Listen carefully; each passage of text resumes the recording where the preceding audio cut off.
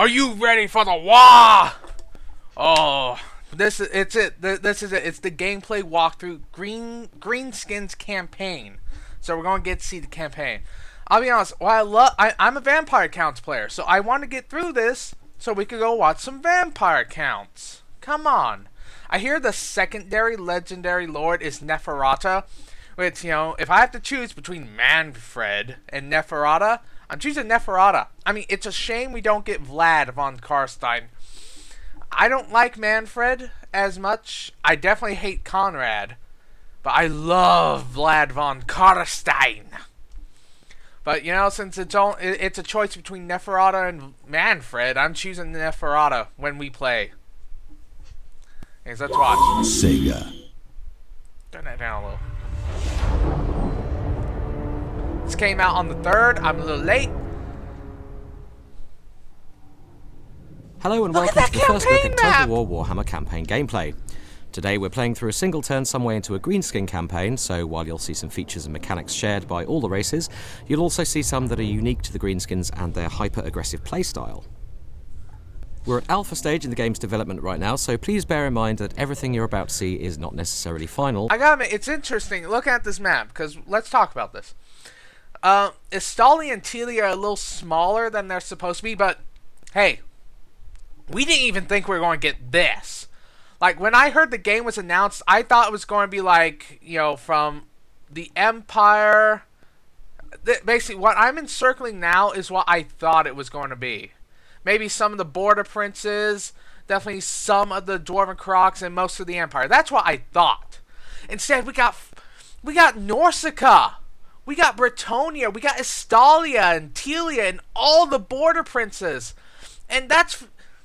Is that... No, that's the Badlands. Necrocahar is down here. But we have the whole of the Badlands. And look at the Mountains of Morn. We got way more than we thought. So, with Estalia and Telia being smaller than they're supposed to be, I'm fine with it.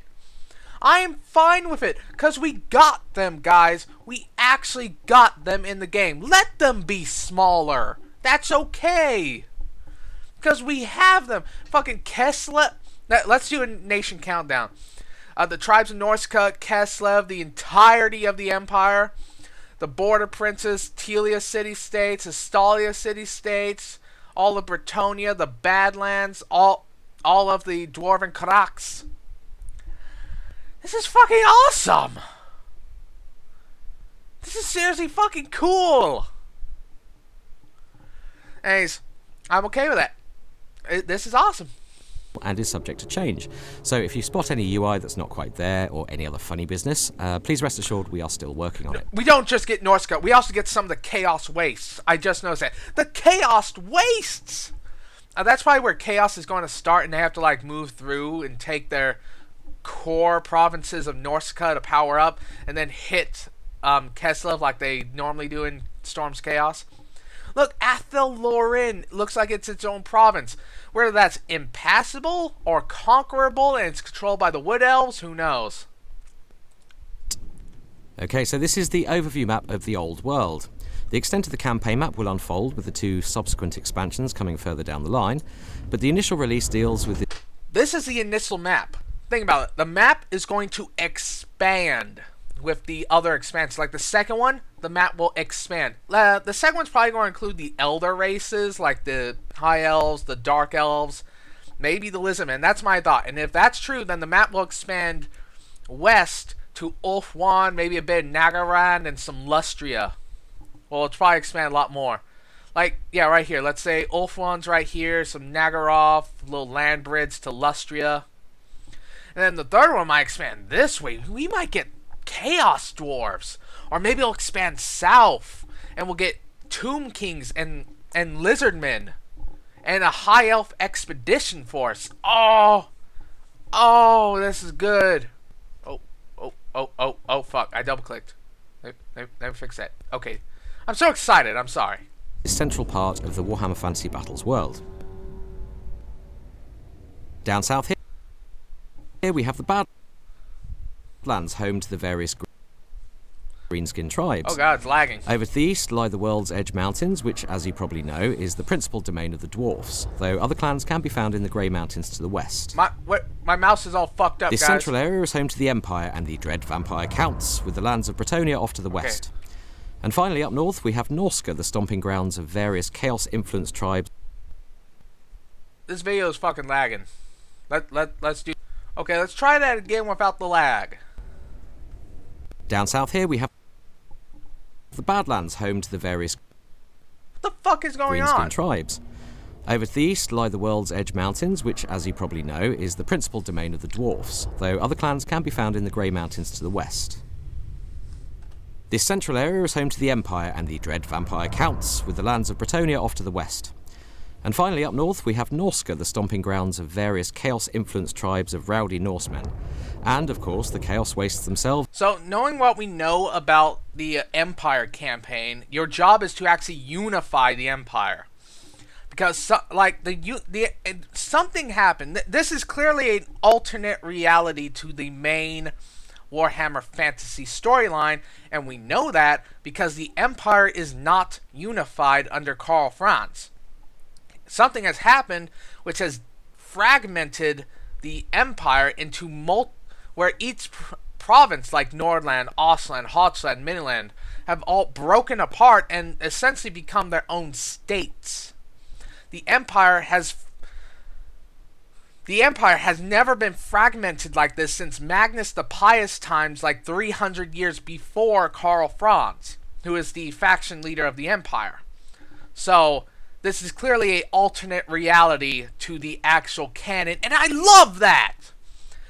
Because the problem with making games for a pre-established canon like Warhammer is you usually have to follow the story. But by making it alternate reality, you can do whatever you want. It's an alternate reality. You still have to follow certain guidelines, but it opens up possibilities. Like this, with the Empire being fragmented. It opens up the possibility, which is why I love that they've gone that angle. Because the Empire is not supposed to be fragmented under Karl Franz. It's supposed to be strong. It's supposed to be unified. So it's very interesting that they've done that. And I wonder what else is going on. Off to the northeast. Ooh. Oh, Telia! In the Badlands. To begin our tour of the old world, Now, actually just stopping and looking at this, I think my computer can run it. The graphics are the exact same in Attila. Like, look at this. Yeah, they're a little prettied up, but at the same time, they're basically Attila graphics. I could probably play this just fine. we've set up some scripted flyby cameras here. Now, these won't be in the final game, but they do enable us to show off the campaign map in all its glorious detail. Pause. That is a orc fortified camp. This camp here looks different than this one, which is a fortified army. So is that an actual settlement? Maybe? Detail. Oh, wait, no, that's a dwarf. That's a dwarf. I just noticed the camera. Okay, so, yeah, that could actually be a settlement, but that is a fortified dwarf army. What are they doing in the Badlands? South and heading into the Badlands, and you can see in these greenskin settlements that there's just an enormous... Greenskin settlements. So the orcs are not just a horde army. Makes sense. I mean, they can settle in areas and build fortifications and kind of towns. Yeah, orcs kind of have towns. Not like we know them. They're basically just fortified army camp. Permanent army bases, basically. That's basically what Orc Town is. It's an army base. They go there, they drink fungus beer, which is just as disgusting as you think. They make ready for war. That's basically all their towns are. Enormous amount of cultural detail on show. Cool shit, dude. One thing to point out that we're seeing in the background, I wonder if they're going back to what they did in Empire and Shogun 2 with decentralized province and resources. One thing that I'm sad they did for Rome 2 and Attila was that they re-centralized resources. In Empire and Shogun, a province with resources, which was all of them, the resources appeared on the map. And an army could attack those resources, like a gem mine. This province had gems. You build up that gem mine. You get those money. But enemy army who wanted to take away those gems didn't have to take the province. They could send the army and raid the gem mine, making you spend a turn trying to repair it because you're not getting money from it, which also costs money to repair it. So you could do raiding tactics on your enemy. And I think you actually got some money for raiding. Like, you got a small amount of cash. And judging by the size of some of these provinces, I'm wondering if they're going back to decentralized resources that would actually force field battles. Because, in Shogun 2, in all these games, you now have food. Well, in Attila, the only way to destroy your opponent's food is to take their cities. But with a decentralized resource system, like in Empire and Shogun 2, you could actually attack the farms without attacking the city. Yeah, as you see. Another thing to know is that these cities are a lot smaller than they are in Rome and Attila, which is good. Thank you. One thing that pissed me off about Attila and Rome 2 was the cities were too big. The whole idea of the little towns and stuff was that they would encourage field battles. Well, the AI never sallied forth, and 2, they were all they were so big, and they were all so clustered together that you never actually got a field battle. Sometimes you did, yeah, but they were too clustered together, and they were too big. The towns on here, we saw Altdorf, which is supposed to be a massive city. It's kind of small. Altdorf is kind of small, which thematically doesn't make sense since it's one of the largest human cities in the old world. But mechanically, it's great. I love it mechanically because the cities aren't as clustered together anymore, and that's good. I hope they keep it that way. Over the marshes of madness now and past the Pillar of Bone, which is a magical fulcrum and forms a sort of epicenter for the winds of magic. So if you have a battle in this region, your spellcasters will have tempestuous levels of magic to play with. Up into the southern reaches of the World's Edge Mountains now, and we're getting firmly into dwarf country, an area in which the greenskins are eternally encroaching. Now there's a dwarf master engineer there, one of the dwarf hero types, so he doubles as a campaign map agent and a warrior in battle. Oh, that was a cool game. And as we head north, you can really see the change in environmental lighting in the skies, which really alters the atmosphere. That is a Dwarven Croc, and again, it's not... Okay, it is humongous in that it's a part of the mountain, but in actual terms, it's small enough that it's not the ridiculous size of the cities in Attila and Rome. Great. CA fucks up. There's no getting around that, but they do learn across different areas of the map as you move around. That's okay, here's Karazakarak, the dwarfen capital, with Thorgrim and his army there guarding the gates. There's a huge amount of incidental detail in the campaign map too, like these peak-spanning bridges, testament to dwarfen engineering prowess. I wish it wasn't lagging. Okay, our first stop today is at Karak Kadrin, a dwarf stronghold which is under siege by one of our orc lords and his army. You can see the proud nobility of the dwarves etched into the very architecture there. It's beautiful! Oh god, I love this! So, looking at Musk the Astute here, we can see that he's a level 11 lord, and he has mostly character and battle skills. And we'll look at the skill trees in a bit more detail shortly. He's also got a couple of magic items on him, the Armour of Gork and the Battle Axe of the Last War.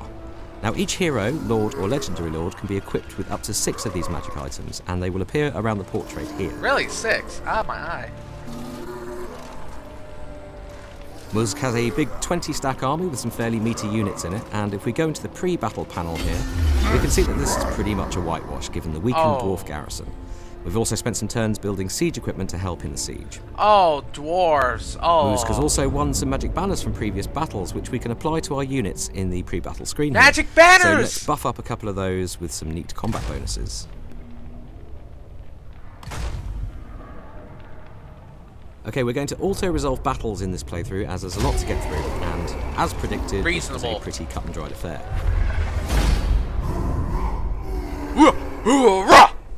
We now have these nice little pop-ups detailing exactly what you gain from the battle as well. I am a Warhammer fanboy. Post-battle, we have the usual array of options with what to do with the settlement, but we're aiming to expand our holdings here, so we're going to occupy Karaz Kadrin. It's weird that the orcs have just occupy as an option. I would think that being orcs, they would take away the occupy and only have loot and occupy, sack and raise. But still, I like the settlement options they give. But the occupy one's a little weird, but yeah. Now we're talking. Now the city is ours, and you can see that the greenskins have... Dude! Look at the changes!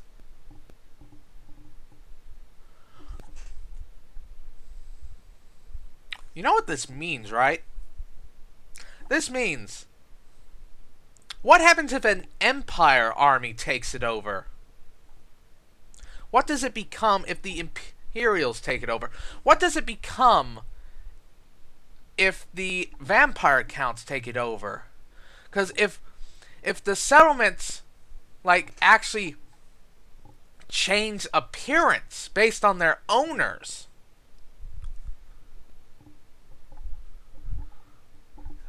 I'm going to have to conquer every city as every faction just to see what they all look like. Oh, that's how you're going to get me to keep playing, you sons of bitch. really made their mark on it, festooning it with orc iconography and infrastructure. Now, if the dwarves capture this city back, that will all get torn down, of course. Yeah, but what happens if the other factions take it? What icons will they erect? Okay, we're going to take a trip back down south to the Badlands again and take a closer look at city management in a little more detail. With the orcs? Don't they just tear it down? Croc, 8 peaks. It's beautiful. And here's Azag the Slaughterer, one of our legendary lords. So we'll come back to him in a second and have a closer look. But first, we're going to take a look at Karak Draz, or Black Crag to give it its orc title. They went back. Yeah, that's all right. As you can see, we own all 3 settlements in this province, and Iron Rock is worth a quick look, actually. You can see just how characterful these settlements really are, with this settlement clinging to the remaining side of an old volcano. A suitably orky place to call home, not least as it's yet another foothold in dwarf territory. But wasn't Iron Rock a dwarven hold, known for its vast amounts of iron? I'm having trouble deciding who I should play as, the dwarves or the vampire counts. As the dwarves, I could go on a grand crusade to retake all the dwarven holds like Iron Rock here. When this game the week before this game comes out, I'll hold a vote so you guys can say which faction I'm going to play. Back to Karak Draz now, and you can see the kind of iconic style we're going for with our building icons. So we've got this very clear categorization of the different building branches. Let's just build some defenses here for now. Shame they went back to the normal icon. It's alright. And diving into the building browser here, we can see the complete greenskin construction tree, again with clear categorization between structure types, such as military support, military recruitment, and so on. Very clean. I like that. We're also Nice aiming UI. to make the benefits each building brings as clear as possible. So if we look at the muster fields here, you can see precisely the unit types it unlocks for recruitment. I like how very it's actually useful for called army muster. planning. Say I want to recruit giants into my armies, and who wouldn't, let's face it, I can instantly see by their unit cards that I need to build a stomping ground, with troll caves as a prerequisite, along with a level 5 encampment structure. We're also aiming for clarity with our tech trees, and the greenskin techs available in the Goblin Workshop are uniquely aggressive. I like Most how bring they actually improvements call to it various that. unit types in battle, as the Goblin Tinkerers nail metal plates, spikes, or bigger wheels onto things, improving melee attacks, charge bonuses, and that sort of thing. There's a couple of high-tier unit unlocks here too, in the shape of the Arachnarok Spider and the Doom Diver. But for now, we're just going to improve our chariots by hammering bigger wheels onto them. Bigger is better.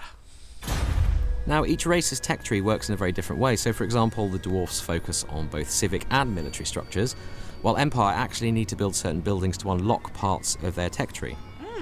That's interesting. Right, let's take a look at Azag. And as a legendary lord, he's uniquely skilled and powerful. We've already unlocked his Crown of Sorcery, which gives him access to the law of death magic, which makes him a potent combination of general, melee warrior, and spellcaster. Diving into the skill trees now, and all lords have 3 core skill trees. Campaign skills, which improve their performance on the map, battle skills, which improve the performance of the various troop types in their army, and character skills, which enhance their personal fighting ability. And this branch here is the Law of Death, unlocked by Azag's Crown of Sorcery, and you can see summaries of all the skill. What? Warhammer lore. Isn't the Crown of Sorcery one of Nagash's personal magical items? You know, Nagash, the The guy who destroyed the fucking world. You know, the Death Lord, the founder of necromancy. And isn't part of Nagasa's soul in the Crown of Sorcery? So we have an orc who's either so willful or so stupid that he's actually ignoring Nagasa's, the father of necromancy, soul in a crown he's wearing, and is I love orcs. Effects along the side here. I'm probably wrong. Don't quote me. But with the lore of death, it's seeming kind of likely. Characters now have 30 skill levels, and the skill trees are therefore way, way deeper than we've had before. Activatable battle abilities live here, and with even more advanced skills beyond. Legendary lords like Azag can also spend skill points to unlock their unique personal quest chains. Now these kick off multi-stage quests that then culminate in epic handcrafted quest battles, rewarding them with the unique legendary gear they get in the tabletop game. They can also unlock mounts here, so let's unlock Skullmuncher, and if we head back to the campaign map, we'll see Azag mounted on his favourite pet wyvern, which is obviously going to absolutely transform the way you use him in battle. It's fucking beautiful.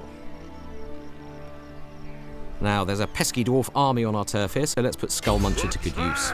It's a pretty even fight here. The dwarf lord there is well equipped with magic items too, so let's go ahead and auto-resolve and see how we do. Come on, dwarfs!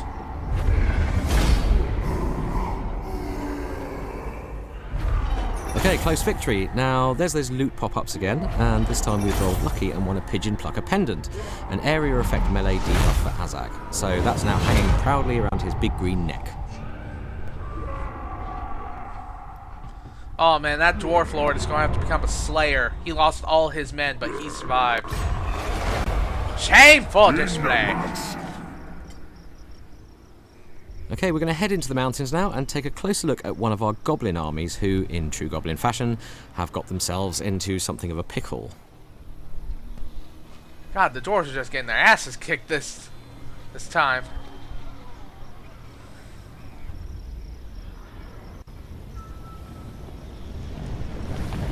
Ooh, sandwich between two dwarf armies. So Clubber Spitebacker here and his weakened army have rather inadvisedly got themselves trapped behind a volcano and sandwiched between two rather well-appointed dwarf armies. As we can see by their movement range, there's just no way past.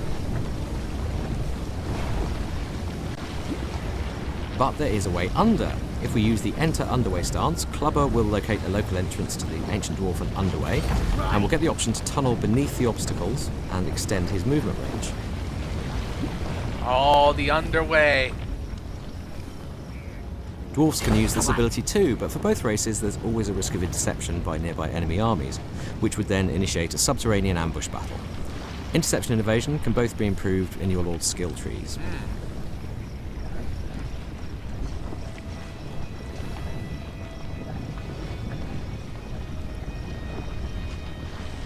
Over to the Pillar of Bone again now, and we're going to take a look at another one of our Goblin Lords who's having problems of a different order.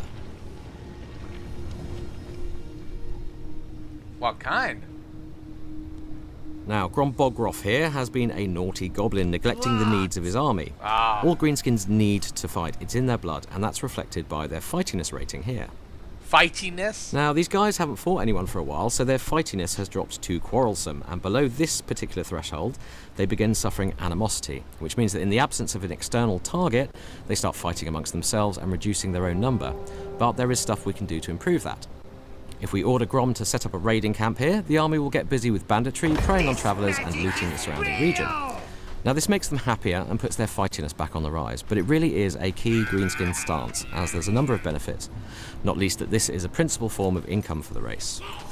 The units in the army will also begin replenishing, and from a raiding camp, Grom can also access global recruitment. This means he can order in units even when far from any greenskin settlements. Global recruitment? Units recruited like this cost more, and they take longer to arrive than those recruited locally. But what all this adds up to is a uniquely aggressive race. This stance means that the greenskin armies can operate deep within enemy territory, fighting, retreating, sustaining themselves, raising capital, replenishing, recruiting, and forging ahead once more on their own paths of destruction. Just how greenskins should be!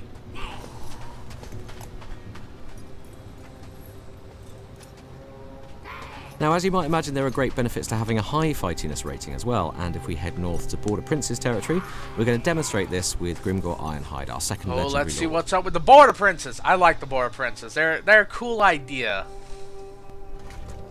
I assume they're also a neutral. Yeah. No, did they take Barak Zabar or something?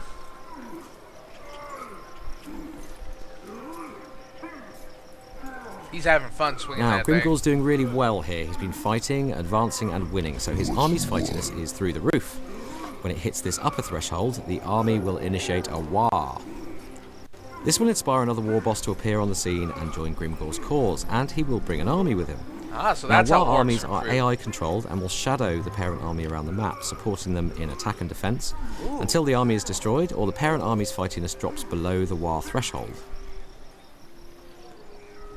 That's interesting. We can also give the war army limited orders, such as attacking Ackendorf here. The army will then do its level best to raise the place to the ground. Yeah. Now, Okay, good. That is confirmation that the settlements are now a better size. They're smaller, which is better. They don't need to expand. They don't need to be huge. The gyrating fellow is one of our shaman heroes, and we've deployed him in this region here to perform something called magical interference. Now, he's busy sucking the winds of magic out of the air right now, which will reduce the amount that enemy armies will have access to if they fight us here. Of course, we can also attach heroes to armies, so he will appear as a spellcaster unit in battle. And Grimgor is going to need his services, so we're going to do just that. Dog's fist. Right, we're going to take Grimgor towards Blackfire Pass here, as he's nearing the end of one of his personal quest chains, and the location of the final quest battle in that chain is marked here by this blue floating icon. Is that Blackfire Pass? If we click the marker, we can see the details of the quest with a little narrative background, and the reward, in this case, some bonus XP and Gitsnick, Grimgor's legendary axe. It's pretty tasty too, with a major armor piercing buff. Grimgor needs his axe. We can also examine the army that will be arrayed against us, and it is fairly substantial, with a warrior priest, a celestial wizard, some great swords, plenty of infantry, artillery, and an altogether terrifying steam tank. Yep, that's the But we're going Overland to save that battle for another army. day. For now, we're going to take one final flight across the rest of the campaign That's map. gotta be Blackfire Pass.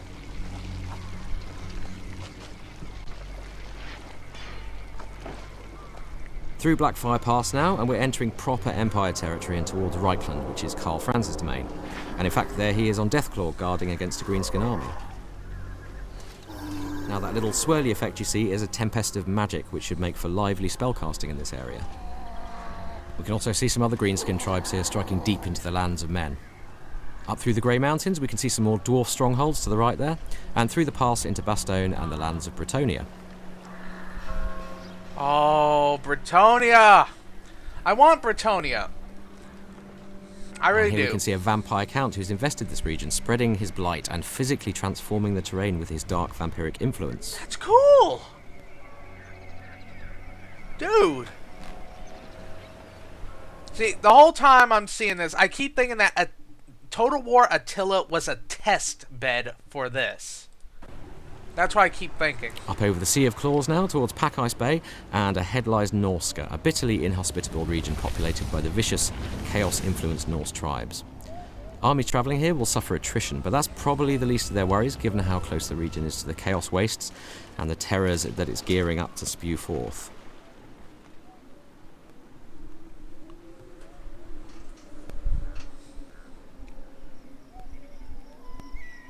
Right, heading back down south now, we're returning to the area of the World's Edge Mountains, and again you can really see how the environment changes and the atmosphere alters as you move between different regions.